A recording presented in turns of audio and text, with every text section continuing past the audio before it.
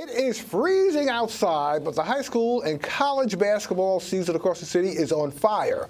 In college football, former Erasmus High School and All-Star and also Ohio State football star Curtis Samuel will forego his senior year for this year's NFL Draft. Laura Amato, sports editor for the Brooklyn Daily Eagle, is on hand. Also, welcome back. And also along with her is Elio Velez, News 12 Varsity, to kick off our first discussion for the new year. Welcome, folks. Hey, good to see you. Happy New Year. Yeah, last time I saw you guys was at Yankee Stadium, right? City Championship. Absolutely. Yeah, it was cold great out there that day, too. Wasn't it? Just like it is now. All right. Let's talk about Curtis Samuel, man. Erasmus High School All-Star. I mean, this kid, this is the first time this occurred in quite some time, right? For a New York City football player who's going to go in the draft. He's going to forego his senior year, and he's going to go in the first round. I mean, we talked about for years about New York City. Did they not get the respect they deserve? You know, there is talent out there, but Ohio State saw something in Curtis Samuel, and we saw that in the football fields when he was playing at Erasmus. And for the first few years, Urban Meyer, the coach out there, brought him up slowly. He didn't get a lot of burn the first 2 years. He did get there, but he learned the system a lot because Urban knew he was going to have his junior year where he was going to be the focal point of that offense. And he showed it a lot, from rushing to receiving to making an impact in that big Michigan game. The Ohio State-Michigan game is one of the biggest in the country. Right. That. That is the stage. That is the stage to do it, national television. And he scores the win touchdown, the iconic photo of him dancing to the end zone. And he's going to go to the NFL draft, and I see him going to be the first round. This is the guy who was in the Big Ten championship, right? He was also Sugar Bowl and also Fiesta Bowl. He knows what he's doing. And the thing this season is he's so threatening from any spot, like you were saying. Running, receiving. He's the only player in the country with over 700 yards rushing and receiving this season, which is an insane stat. The production on both sides is incredible. At the professional level, you see him probably in a situation, he's not third that down. Big. He's 5'11". It's, that's not huge for a receiver. It's good size for a running back, but like we were saying, he's kind of Darren Sproles-like. He's quick, he's shifty. And with the offenses these days being as complicated and expansing as it is, he can be a guy you can put a third down. You can put him as a slot receiver against smaller defensive backs or even linebackers. You could put him in special teams. He's a guy who you could make into like a 30, 35, 40 play guy, and he can make something happen. And listen, he's got the speed. When he explodes, past the defenders, he's gone. He's shown that. This is also great for New York City high school football. It says a lot. The talent is there, like you said, but getting them there to be showcased, because I believe he went to one of those camps also, right? A lot of these players, they go to different college camps during the summer where these coaches are able to check them out. Absolutely. As far as in different situations, because there are 7-on-7 drills, as far as the particular drills, and these players are able to perform, and then the scout or that particular coach will say, hey, keep an eye on that kid, in the coming season. We looked at the NFL this season, the New York Giants. They got to the playoffs, and a great story there was Ishaq Williams from Lincoln, an all-star. He went to Notre Dame, and he got signed late this season. He was on the team. It's a pretty good thing to see where a local kid goes to the local big team. And the sign is that it's there. And it's growing. Catholic schools and the public schools, the big time schools, and the Division I AA, the FCS schools are looking into talent here, and you can get it. If you find it, you can get it. You'll probably get them at mostly the offensive, defensive back level. Yeah. The thing is there's a reputation in New York City, and I think Curtis Samuel spoke about it several times throughout the season. That when he showed up at Ohio State, people were like, "You're from Brooklyn? You're not a basketball player? Like, what even is this?" But the culture is starting to shift a little bit. We were there when Isaiah Wilson committed to UGA. There are top-tier prospects in this city who, if given the opportunity, can help make things happen. And also, I think, across the country, especially these clinics, you have people like, as far as various coaches holding these clinics for certain positions where they're teaching, where these particular clinics are almost a national thing, right? Right. And the players are also being taught the same skills nationally. Right. We in New York City and parts of the Northeast don't get the same attention or the same devotion to football like they do in the South, where the kid is looking at a school they are tracking that kid. I mean, Isaiah Wilson, we saw, over the last few months, where was he going to go? And everybody was saying, you got to go to Michigan, you got to go to Alabama, you got to go to Georgia. He started tweeting that he wasn't going to respond to people requesting comment on where he's going. That's like an 18-year-old kid having to respond to strangers on Twitter about that. That's insane. And the pressure of it was unbelievable for this kid. But as I say, he got the taste of going all around the country, to the Rutgers camps, to the down south, those camps, the rivals camps, and showed his worth. And that he got the taste of what all those kids down the south does. And hopefully in the next few years, those kids up here get to have that same, well, hopefully not the same pressures like him, but the same attention on the national level. And he's going to a stage in Georgia where he's going to be with a big-time SEC program, which is great. And it's all about exposure. It's all about these players getting exposure. I mean, because you have, like I said, various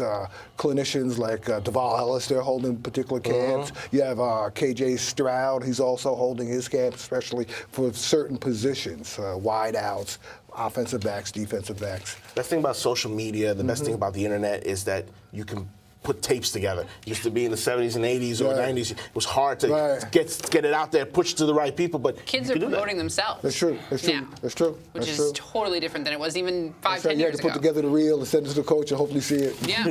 They're cutting their own film. All right, let's talk about basketball. High school basketball these days. Lincoln High School's holding a big tournament this weekend, right? Martin Luther King tournament. Five games, Five, six six games, yeah. all day on Sunday, and highlight Lincoln playing Iona Prep. And it's a non-league, non-conference game, but some top-tier talent in that game could be a huge marker for Lincoln where they are so far. Right now, they are the top team in the city right now. Jefferson's struggling. Jefferson's struggling. We saw that on Sunday. They lost to a Bishop Loughlin team who was running up and down the floor. But it was but they're a young team, and also it's a new team. I mean, a lot of transfer coming in. Clear Rose came in from Severian. I mean, that's a whole new dynamic that Bud Pollard's got to put together, and they're going to take their lumps, and I think he kind of knew that. When they hit their shots, when they start hitting their shots from the outside and they can get into a rhythm, they're unstoppable. So they played it against South Shore earlier this season. That's exactly what happened. They started getting into a rhythm, started moving quick, controlling tempo, but when Laughlin started pushing the ball in transition, Marquise Noel was able to get out in front of defenders.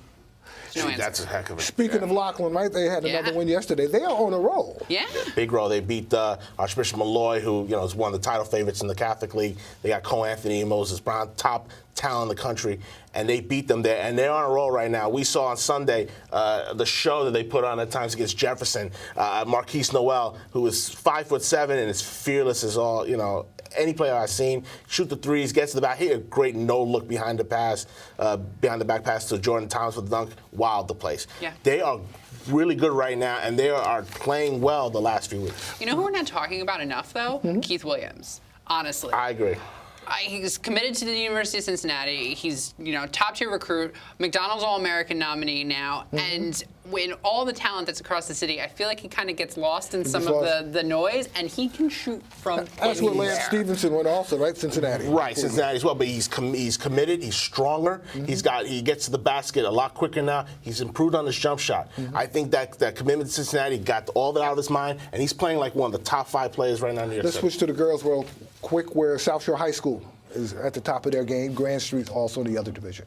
Well, South Shore they're the favorite. Their experience, the Philoxy sisters are on a whole nother level when they start clicking off of each other. We saw even in the loss against Christ the King, Philoxy sisters went on their own personal run midway through the third quarter, got South Shore back on top, started rolling the offense defense.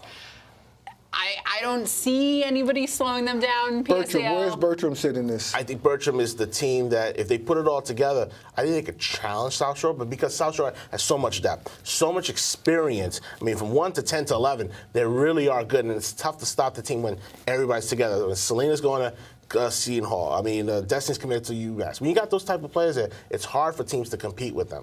But as I said, they have to play together. They didn't play together on Sunday against Christ King, and I know Anwar Gladden was not happy with that. So they have to beat these top-level teams.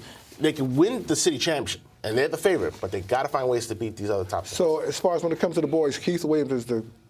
We need to talk about Keith Williams more, Okay. honestly. I think he's a great kid. He's a great kid. Girls, who's to watch? South Shore. I saw Grand Street on Monday, played Francis Lewis. It was gritty, not the best game played, but Grand Street has some size. Ajane Johnson's a really good player, too. Yeah. When she gets them rolling, they're a really good team. Rasheem Dunn, St. Francis, he's really, really doing work over there. Yeah. His first year. Yeah, I spoke to him yesterday, actually, ahead of they play LAU this weekend in Battle of Brooklyn, and he's really settled into his role. He said when he first started, St. Francis played a ridiculous non-con. I mean, it was just insane, the talent that they were playing on the road the first couple of games this season. But he's really kind of settled into his role in the backcourt. He's scoring the ball. He's dishing the ball well. He's setting up other teammates. And he said, this is where I want to be right now. He said he's glad he stayed at home, too. I spoke to him a couple of weeks ago. He wanted to stay at home. Yeah. His parents can come. He grew up in Bed-Stuy. He's right down the street. Shamari Pons. I mean, Shamari Pons has, everybody looks at him, the size, the whatever he is, and they say, oh, he's not ready for the big. He's not very, no. We've seen him at Jefferson show that no matter what he does, he lights up the court. And he's fearless. He gets to the basket, he shoots well. And he's had a heck of a year, heck of a start for St. John's, who has won a few games in the Big East and a couple of non-leaguers. But I tell you this, Shamari Pons is a guy who Mullen likes because he's a New York kid. He knows what he does. He's been in the top games. He's been the guy who's had to take a lot of pressure, and he's shown that so far. Does this also prove that more New York ball players are staying at home now? That's the wait. I think that's still up in the air. But the thing about Shamori and Rasheem is they knew from the get-go they wanted to stay home. If you ask Shamori, he wants to save St. John's. He wants to fix St. John's, bring them back to the top of the Big East. And if he would just put his mouth guard back in his mouth when he shoots so I don't worry about him dying on the court, that would be... But he shoots his jump shot with his mouth guard half hanging out. Freaks me out every time. Chris Mullen needs a few New York City players. I think he needs a foundation of that. And then maybe he can get some of those other players who have, New York City kids who have gone to other prep schools and whatever out of the country, bring them back. That's what he's trying to do. All right, we got to go. Hey, great to have you guys back for the new year. Really, really. Got to have you guys back again, especially around time playoffs. Absolutely. Yeah.